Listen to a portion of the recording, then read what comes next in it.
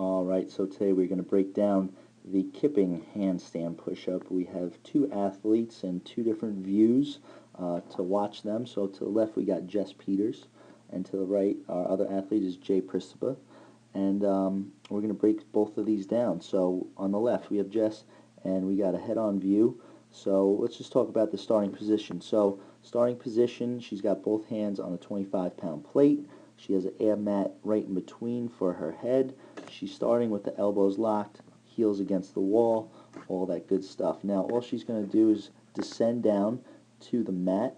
Head's going to touch, and this is almost going to be kind of a resting position at first. So in this position we're going to take our time, and we're going to lower the knees down right in front of the body. So they are going to be out in front, and you almost want to shoot the knees to the armpits. Alright, so it kind of looks funny if we keep it paused and stay right there, but we're going to show you why we do this. Now, she's closing her hips.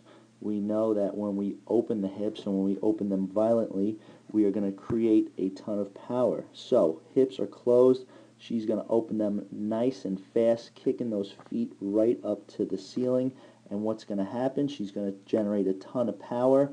Her arms are going to follow, and she's going to go up into the full lockout position, the full handstand position. Okay, so again, she's right where we started. Elbows are locked, heels against the wall. Looks good. Breaking that down again, we're going to show you something that is very common when we do the handstand push-up. That it's not good, but Jess is not going to do it, so you're going to have to kind of follow along because they are looking pretty good. So she's going to lower herself down. Okay, she's taking that rest for a quick second, bringing the knees down out in front, which is good.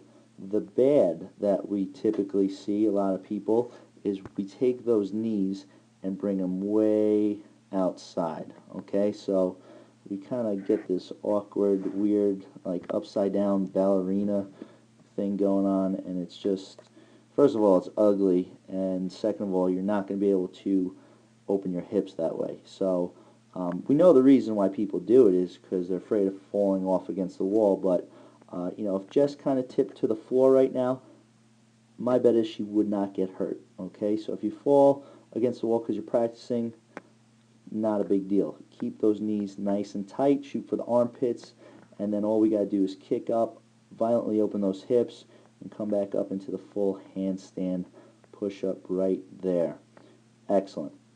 So now, to our right, we got a side profile of Jay Pristapa. We're going to see the same kind of kipping handstand push-up, but this time we got a different view. So Jay's going to do the same thing. He's starting with the heels against the wall. He's lowering his head to the ab mat, and then look, you could clearly see it right now if everybody just takes a quick look at Jay's butt.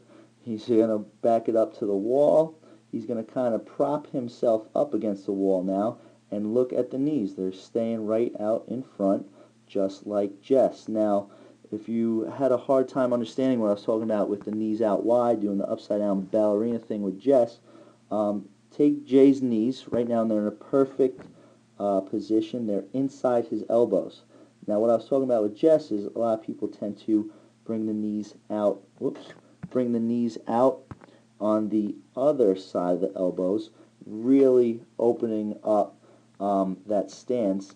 And again, we're not going to be able to use our hips that way. So that's what I was talking about before. But Jay's going to do the same thing. He's going to kick his feet up towards the ceiling. All right, butt's going to come off the wall.